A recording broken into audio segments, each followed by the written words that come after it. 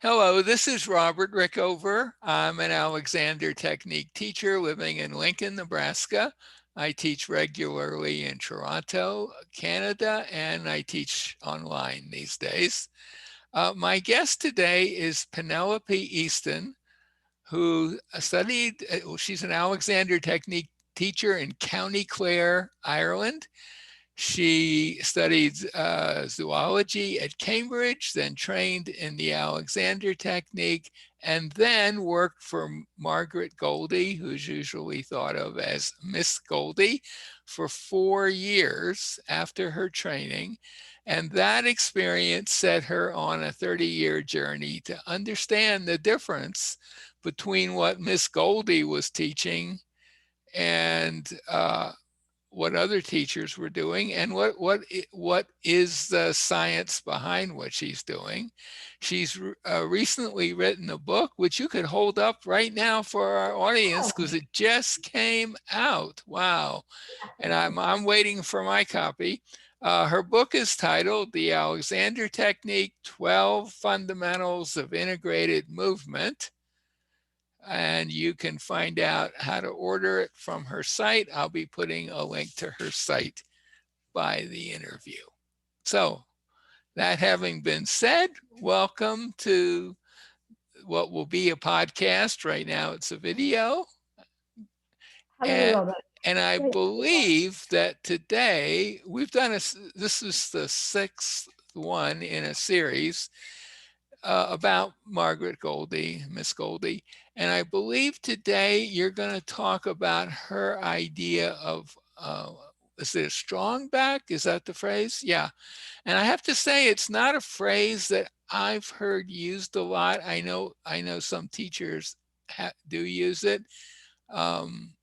Anyway, Penelope's going to talk about that today. So maybe you could start by telling our viewers and listeners what is a strong back in this context?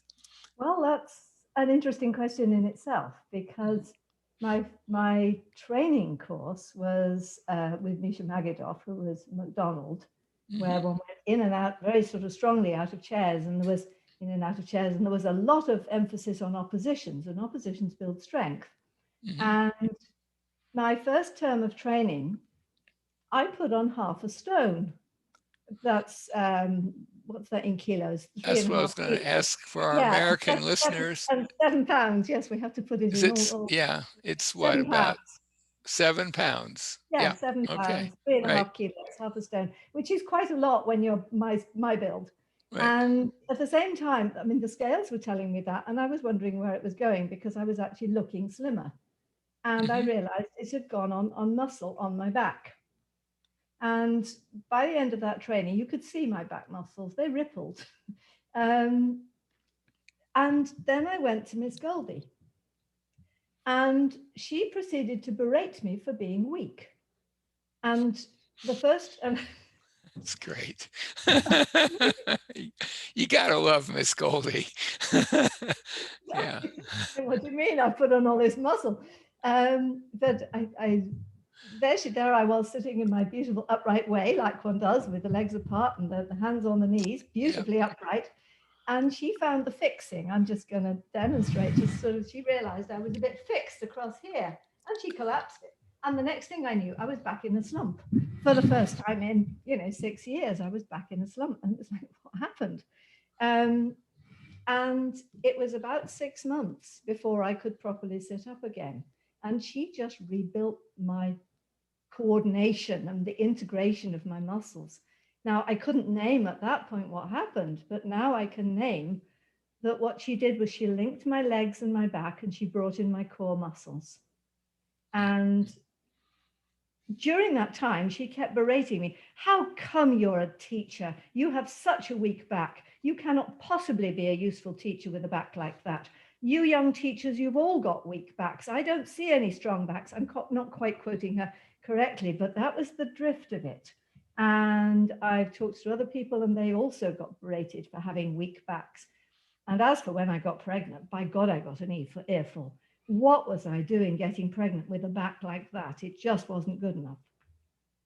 Um, anyway, my back did come strong with her. And when I finished the working with her, I then, as you know, went on this long journey to find out what happened. And it was after a while I discovered natural breathing and how to bring that expansion from the inside. If you just wait at the bottom of an out breath and wait, and you wait and you wait, the back actually opens and starts to, and I started to be able to access that strong back for myself from the inside. And at that point, I had a party trick, which I would use on workshops of getting people to put their hands on my back, Mm-hmm. and I'd push them over backwards. I could push them across the room by waking up the back muscles there. And it was a good party trick. Mm-hmm. But it's not just a party trick, it's about how one actually comes out of the chair in an integrated way. Because I think there are several ways, even within the Alexander world, of getting out of a chair. Mm-hmm. And one of them is the McDonald way, where you put your legs wide apart and then you just thrust straight up. Mm-hmm. Well, it's a bit of a cheat, really, because that's not how babies get up and down, is it?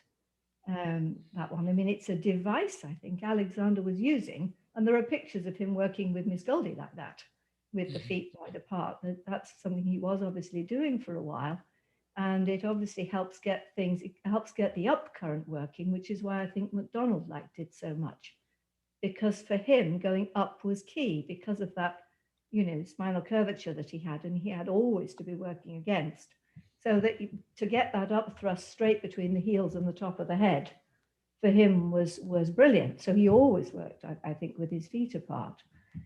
But when I first moved to Sheffield, I thought, I can't work with little Sheffield ladies with their feet wide apart. I mean, it's just not on. Mm-hmm. It's possible among enlightened people in London who already eat muesli for breakfast. They'll take something like that, but not ladies who work in offices. I didn't feel it was okay, and I wanted to discover how to work with the feet parallel, which is, of course, how Goldie always worked. She never put the feet right out. She always worked with the feet under you, Mm-hmm. under the hips. Um, Now, the second way of getting in and out of a chair, which I would have done with my first teachers, who were Carrington trained teachers, is the tilt forwards and the up you come. Mm-hmm. And that involves a lovely free movement of the hips. And people think of that as, what's wrong with that? And it's lovely. It's a lovely free movement. But actually, when you find Goldie's way, it takes that movement but puts much more stability into it. Mm-hmm. And maybe the only thing to do is demonstrate, which is, if I just tip forwards from the hips, it's like that. Whereas Mm-hmm. if I think this, if I get it sort of, because she was always poking me here and here and here and here. And then when one gets that going, then actually, I don't know whether you can see, but there's this part of my back starts to work to start Mm-hmm. me lift me out of the chair. And there's an integration from the legs so that the legs just unfold and the back and also the head leading, of course, but the back actually lifts you out of the chair. And it's a very, very different kettle of fish, which then integrates the torso to a much, much greater level. And one of the interesting consequences of that for me was I could never throw in a straight line. If I had a dart in my hand, if we were playing darts, people would actually get well out of the way because my dart could go anywhere. It didn't even hit the board half the time. And throwing a stick for the dog, I mean, sometimes the blooming thing would go behind me. And when Goldie got this whole integration going on, she, suddenly, I could throw a ball for the stick. I could hit not merely the dartboard, I could hit a bullseye. It brought in a coordination and a strength together. And I think in the technique, we've become very afraid of the word strength. I don't know what your relationship with the word strength is, but I've noticed, if I try saying, gosh, we're building strength here, people go, whoa, hang on. We're not about strength because we have this sort of whole, tight version of strength. But that's not real strength. Real strength is this. It's a balance of forces. Mhm. And when you bring all the muscles into play together, rather than the bodybuilder's way is just to bring these ones into play at one, it's very much isolated muscles, isn't it? The fitness idea of strength is based on a few muscles working, but actually there's no integration in it. Mhm. And what Goldie did was integrate the whole blooming lot.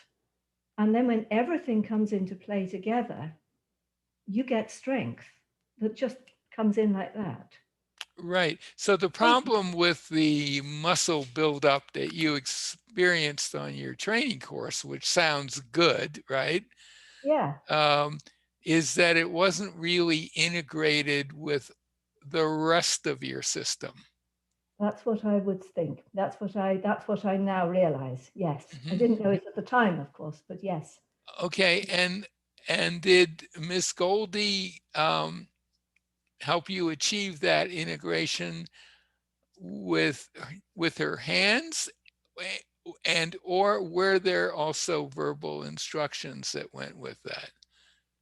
Well, the main verbal instruction was, of course, getting me out of the way.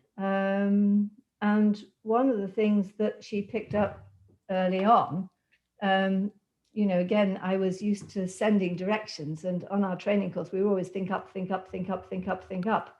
Well, that had to stop. It just got in her way. I was over directing in her book, Mhm. and to her, and I think this is incredibly important. She said directions have become primary in training schools. You send this up and you send those out and you send that back and you send, unless it's done from a place of quiet, you don't Mhm. get the integration. You've got to come to quiet first. So I had to stop using all my directions, and in fact, I didn't use them for quite a number of years at all. I just came to quiet and used things like the natural breathing, where again things just come into play by themselves. It's that whole stop doing the wrong thing and the right thing will do itself Mhm. um, idea that Alexander either did say or is supposed to have said. Um, so it's yes, she stopped me doing the directions, and in the lesson she was building tone with you. Whatever she did, your instruction was not to let it go, because she'd get my head going somewhere, and then the minute she took her hands away, I'd be likely to let it go again, because one does. No, you've got to keep that going, you've got to keep that going. And so she'd be like putting my ribs back, and no, you've got to keep that going. She'd have you over in a deep monkey, and tipping you here and tipping you here and tipping you here, and you could be standing there 10 or 15 minutes in this Mhm. monkey with her tapping you. And I think what she was doing was building up this integrated tone through the system, bringing the hips into play. And now I would be able to name the muscles. She was bringing the transverse abdominis into play, the obliques into play, the lats into play, as well as the deeper muscles, the psoas, the QLs. She was bringing all these muscles into play, and my role was not to let it go, was not to interfere, but not to let it go. And so she was building it, and then she'd move you, and you'd just go, and you'd just Right. fly. But of course, it didn't teach me how to do it for myself. Well, let me just ask you a quick question. When you were describing she might work around your head neck area, and then she'd take her hands off and you would revert, and then she would say, no, it's your job to continue this. Isn't that continuing a kind of a direction? Yes, the direction was, I mean, she never said head forwards and up. She would say not the head back. Hmm. So that was the direction. She would put my head forward and up. And my job, my direction was then not the head back. Hmm. So Well, they were not more, to head back's a pretty good direction. oh, it is, absolutely. But it Yeah, was very different from the directions I'd learnt. yeah. They were different, I suppose. And they're sort of, are they, it's one of those moot points, isn't it? Is a direction like that a direction or an inhibition? It's because Well, it's yes. you know, it's And where actually, it that's starts, yeah. something we're gonna do another interview after this one, and I believe that's something we will get into then in more detail, because I think that gets to the heart of some stuff that is kind of a new way of thinking for for Alexander teachers. Anyway, so anyway, she gave you what I guess we could call, using her hands and some verbal instruction, and you basically staying out of the way and letting what she was showing you manifest. She was giving you a kind of true strength, you might say, like strength to actually do something well, not bulging muscles necessarily, but an integrated, a way to move in an integrated way that was actually quite strong, but not a bodybuilder kind of quite strong. Yeah. Yeah, Yeah. there's no force in it. There was no force. Right. And Right. again, I think if I can say this, I think that sometimes the McDonald work could sort of almost become force. It's sort of, thrust your heels down and send yourself up. And it Mhm. could be very dynamic, but it could almost tip over sometimes into overdoing, I think, if I Right. Yeah. I don't want to offend anybody here, because I mean, there's some fantastic work going there. But it, and, but it, Oh, in but some ways, yeah, we're probably offending everybody, so it's no problem. We're equal opportunity offenders, because these are not concepts that are really out there, I don't think, in no, most teachers. So, yeah. no. And I think, there's the integration that I saw in her between the back and the legs Mhm. was was amazing. There's um, and I think a lot of us don't know how to ground properly because there isn't that integration. They're still slightly tipped forward. This is where it comes back to the Jando work, because it's through the Jando work, of course, the Jando Massawero work that we've Mhm. talked about in earlier podcasts, that Mhm. I really started to put the biomechanics to what Miss Goldie was doing with the strong back. And Mhm. again, to name it, I think she was bringing in there's a whole link between the thoracolumbar fascia, which is this, Yep. here, and then Mhm. round to the abdominals and the obliques at the front, and the psoas up in the middle, and you can bring the whole lot in together, and then you get a support at the base of the torso that very few people know how to action. Now, I think, again, you see, this is my theory, that Alexander discovered this, maybe from Delsart, passed it on to Miss Goldie, very possibly passed it on to Mr. MacDonald and Mr. Carrington as well, but because it wasn't articulated, and it wasn't, people didn't know how to pass it on. So I Right. think things got And lost. there's a picture that you referenced in your original video, taken from a video of Alexander at his country estate, I assume, hosting a party for all of his trainees and others, quite a few people there. It's a fascinating video to watch for a lot of reasons, but you pulled out a still picture which showed pretty much all the assembled people, more or less sideways view of them. And I think your point was he and most of the others seemed to be doing what you just described, with the exception of AR, who, as you pointed out, seemed to be in a bit of a pushing his pelvis forward mode, which the minute you said that, and I looked at old AR, he certainly was doing that.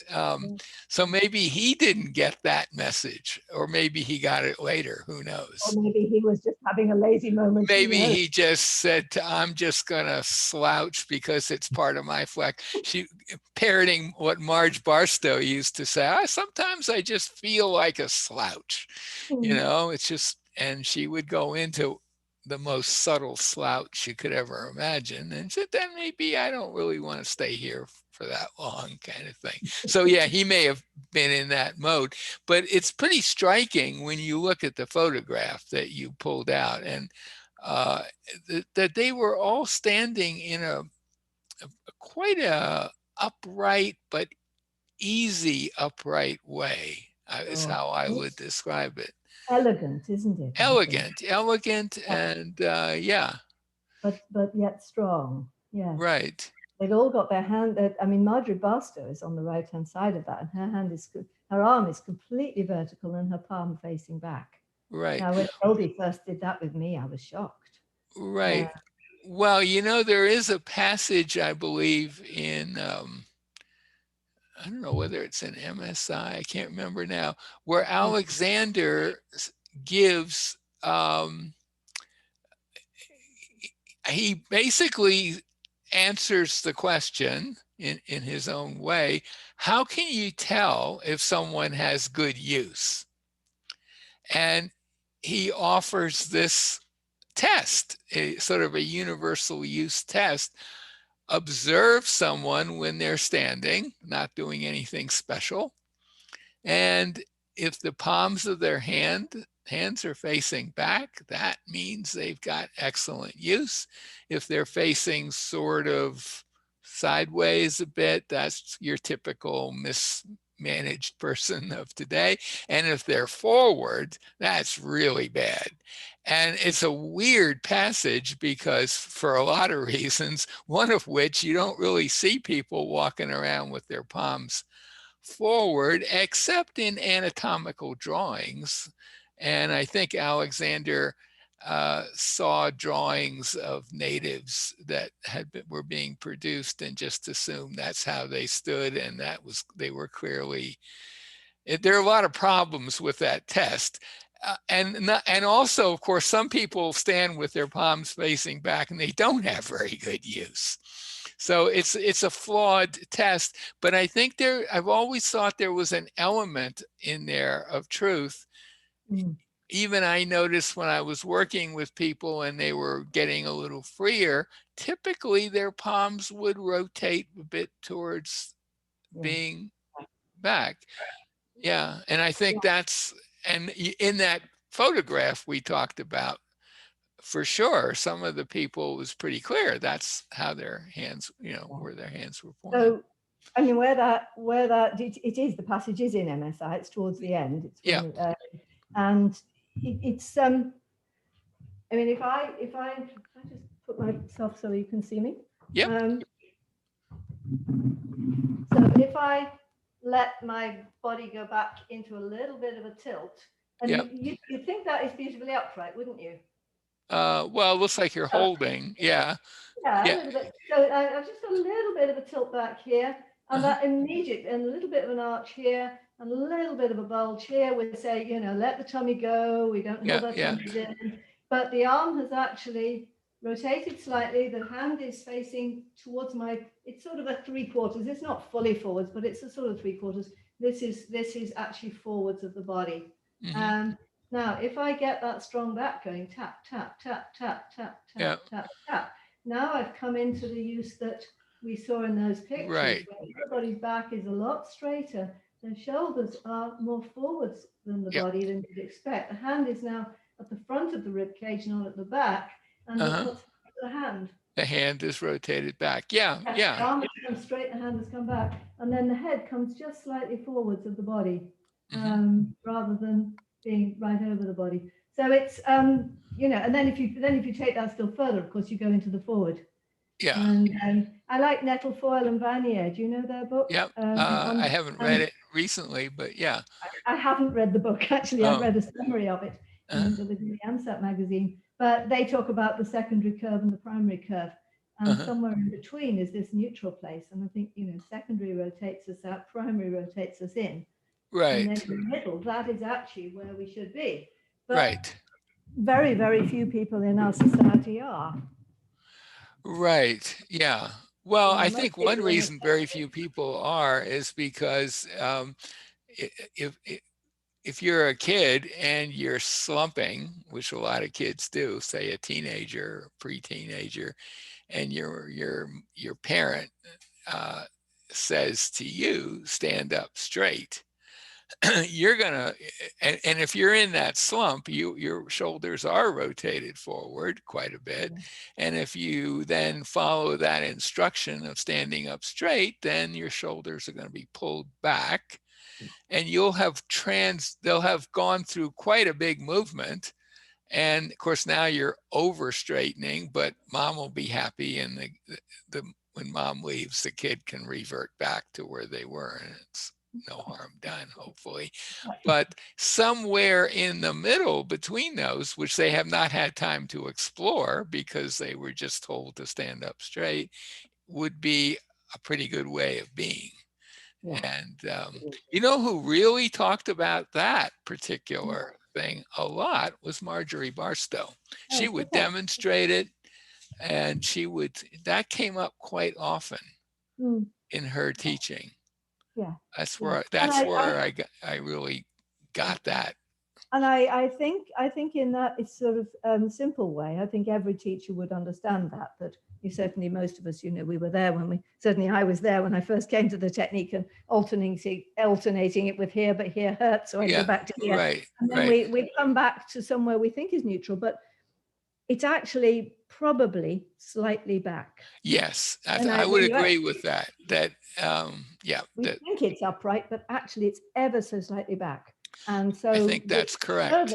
Yeah, this yeah, further work that I'm suggesting here, it's like yeah. we're 3/4 the way there, but there's another tweak, and actually that tweak makes all the difference in the world when you really get this lower body working from the deep inside, and you get these core muscles working, and you get the whole thing working, and the shoulders really come to where they're supposed to be. That it's like it just brings in it coordinates and strengthens all in one go. And I have great fun when I was doing workshops here for the public, and I called them Alexander Technique, Get Fit with Alexander Technique, because of the way this just brought in strength and coordination. And of course, I was getting middle-aged ladies. And the minute they found that coordination, they were able straight away to do things like planks, you know, not push-ups, because that actually requires strength, another different sort of strength in the arms. But they could do planks, and they'd even got the stability that they could even lift one arm. And they were gobsmacked because, they wouldn't have expected to be able to do something like that. And how did you get them to get to that place? Can you describe that a little bit? Sure. I mean, certainly 16 or 17 sessions. It wasn't done in 2 sessions. Right. But firstly, obviously, just learning to free the neck. But I would teach them how to breathe from this internal place. So they got this sense of letting the whole torso expand. And then I would work with these pulls that, I learned from Jando, but I felt from Miss Goldie of how to engage here and engage here, and engage the sitting bone, the hamstrings, engage the back muscles here with this pull to the elbow, and things start, and teaching them that way of also getting all happening in one go, so that you get this integration of tone through the system. We would work on walking, we'd work on bouncing, we'd work on, going down on one knee and coming up again, just to start to build up that flexibility and mobility and strength, and every so often testing it. I'd get them just to stand up and say, lift one leg. This is one of my tests. And then say, okay, and that's pretty stable, and it goes to there, that's fine. And now let's bring in all that integration, and now let's do it again, and look how much higher the leg comes. Yeah. And there's even more stability there. So the sort of their little tests, and they loved that, because they could see they got stronger and more stable and more flexible all in one hit. And then so we'd just be building it up week by week by week. The book actually takes the same course. It's all in the book. So if you get the book, you can start practicing on your own. Yeah, you can work through it. Yeah, Okay. Part one, you learn the inhibitory side, the breathing, and how to use your mind for it. Because you don't start in with that stronger stuff. You start in with the inhibitory stuff. That's crucial. And the spatial awareness stuff. But in part two of the book, we work through all that. And actually, at the end of it, let me just find the page. There we have it. There's the plank. Yeah. and the directions that are involved to do it. So it's all there in the book, and it's, you know, and you wouldn't associate Miss Goldie with doing a plank, but because she wouldn't have been into that sort of thing. But I'm quite sure that if I'd tried it, and I didn't try it at the time, but if I'd tried the plank while I was working with her, it would probably have been there. And then, of course, I lost it with these illnesses and, you know, life. And Right. it's this finding the musculature and but it's working precisely with anatomy, you see. And her work was so precise. You know, I think, you know, we sort of tweak an elbow, but she would tweak your elbow in exactly the right plane. And so it's the precision that draws these muscles into play. It's the precision counts. And so I show all my pupils the anatomy drawings, and they go, oh, right, okay, that's good. Now I know what now I know what the body is trying to find. They're not going there with the mind, of course, because that would be too localized. It's finding it from here, but the brain's got to understand. Because if we don't understand, how can we do it for ourselves? How can we give the brain enough information? Would you agree with that? We need to understand. Yeah, I have my general take on how our minds direct our bodies and is that it's the prefrontal cortex that's doing the thinking, but definitely not doing the work. I mean, it's like the supervisor comes up with ideas, but the actual doing of stuff is the rest of the system. It's kind of an outsourcer of brainstem and yeah, show them. exactly, all of that stuff. Yeah. Well, this might be a good place to. I think we've covered the basic question, right? About what she meant by a strong back, and so my guest today has been Penelope Easton. She's written a book, which she will hold up once again for our viewers to see. And I'll put a link to her website by the interview, and you can learn how to order it there. Oh, so thank you for part 6. Thank you, Robert.